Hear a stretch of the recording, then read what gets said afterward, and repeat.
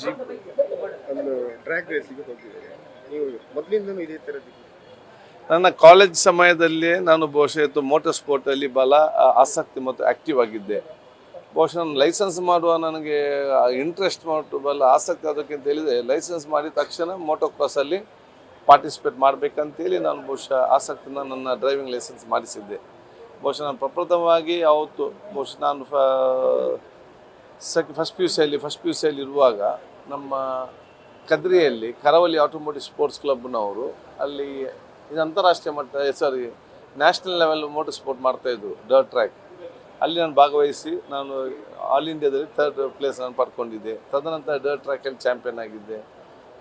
Moodbidri Tribhuvan motor ಹಮ್ಮಿಕೊಂಡಂತಹ hill ಕ್ಲೈಂಬಿಂಗಲ್ಲಿ ನಾನು national champion ಕೂಡ 250cc ಆಗಿದ್ದೆ. ಅದರ TSD rally, time distance and speed, ಇದರಲ್ಲಿ ಡ್ರೈವಿಂಗ್ ಆಗಿ ನಾನು ಕಾಫಿ 500 ರ್ಯಾಲಿ ಇನ್ನಿದ್ದ ಹಲವಾರು ರ್ಯಾಲಿಗಳು ನಾನು ಭಾಗವಹಿಸಿದ್ದೆ.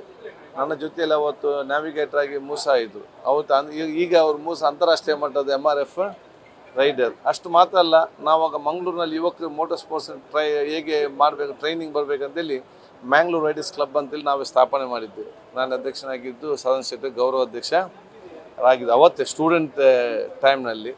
ತದನಂತರ ಬಹುಶಃ ಎಲ್ಲೆಲ್ಲಿ ಅವಕಾಶ ಸಿಗ್ತದೆ ಈ ರೀತಿಯ ಒಂದು ಪಾರ್ಟಿಸಿಪೇಟ್ ಮಾಡಲಿಕ್ಕೆ ಸಮಯ ಸಿಕ್ಕಾಗ ಹೋಗ್ತಿದ್ದೆ.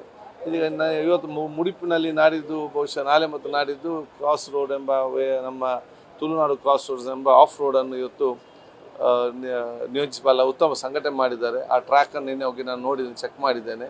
ಬಹುಶಃ ನನಗೆ ಭಾಳ ಖುಷಿಯಾಯಿತು. ಭಾಳ ಸಮಯದ ನಂತರ ನಮ್ಮ ಒಂದು ಆಫ್ ರೋಡಲ್ಲಿ ಇವತ್ತು ಪಾರ್ಟಿಸಿಪೇಟ್ ಮಾಡಲಿಕ್ಕೆ. ನಾವು ಬಿಸಿ ಶೆಡ್ಯೂಲಲ್ಲಿ ನಮಗೆ ಆಫ್ ರೋಡ್ ಬಿಟ್ಟು ಈ ರೋಡಲ್ಲೇ ಕಾರ್ ಡ್ರೈವಿಂಗ್ಗೆ ಚಾನ್ಸ್ ಸಿಗೋದಿಲ್ಲ.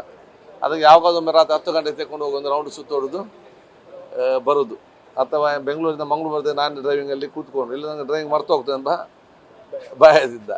ಅದಕ್ಕಾಗಿ ಭಾಳ ಸಂತೋಷವಾಗಿದ್ದೀನಿ ನಿನ್ನೆ ಒಂದು ಆಫ್ ರೋಡಲ್ಲಿ ಭಾಗವಹಿಸಿ. ಈಗ ಒಬ್ಬ ಸ್ಪೀಕರ್, ಸಭಾಧ್ಯಕ್ಷರು, ಅವರು ಡ್ರೈವಿಂಗ್ ಅದು ರೇಸ್ ಡ್ರೈವ್ ಮಾಡಬೇಕಂತ ಹೇಗೆ ಅನಿಸ್ತು ನಾನು ಸ್ಪೀಕರ್ ಸೀಟಲ್ಲಿ ಕೂತ್ಕೊಂಡಾಗ ಮಾತ್ರ ಸ್ಪೀಕರ್ ಅಂತಲೇ ಇಲ್ಲಿ, ಕಾರಲ್ಲಿ ಕೂತ್ಕೊಂಡು ಕಾರ್ನ ಡ್ರೈವರ್ ಅಂತ ನನ್ನ ತಲೆಯಲ್ಲಿ ಇರೋದು, ಹಾಗೆ ಡ್ರೈವ್ ಮಾಡ್ತಾ ಹೋಗೋದು.